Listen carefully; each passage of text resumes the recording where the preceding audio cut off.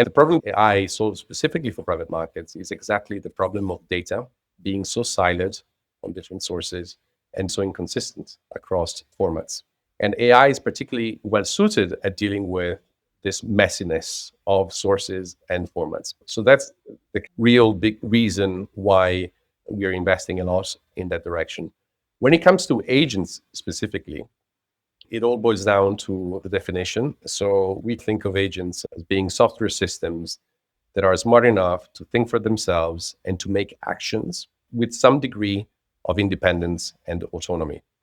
And the key words here in this definition are autonomy and taking actions, making decisions. Those are the key ingredients. What makes them different from AI workflows or AI co-pilots, so the first wave of AI that we saw in the first years when everything changed in 2022? How do we design them then in practice? We follow three principles. One is we hypertrain these agents to the private markets use case. I think horizontal agents that kind of do everything across different use cases and sectors are not as powerful as hypertraining the system to a very specific use case, vertical language, logic.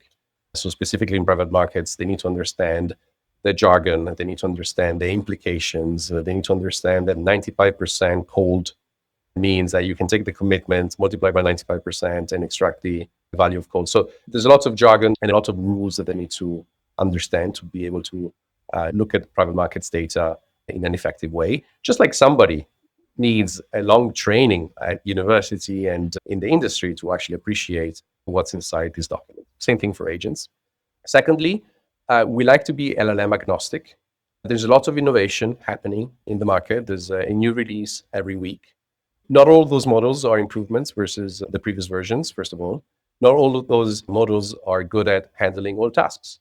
So we have built a system that basically identifies at any point in time the best available LLM for the best use case and integrates them all in a framework. And principle number three is for mission critical tasks like finance in general, not just private markets, it's very important to have a very high level of accuracy.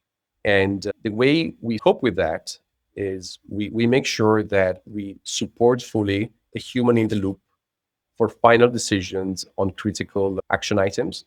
So we have thought about the system in a way that it becomes incredibly easy to audit what the AI has done, why, and how exactly it has made implications from documents so that it becomes very easy for a person to click, yeah, okay, I agree with this implication. And that is a massive component into the productivity gain, because I think a system that where only 99% accurate, but not easily auditable, wouldn't save time at all because somebody wouldn't trust it, wouldn't have an easy way to audit it, and would have to do the job from scratch. So having that auditability, massively important.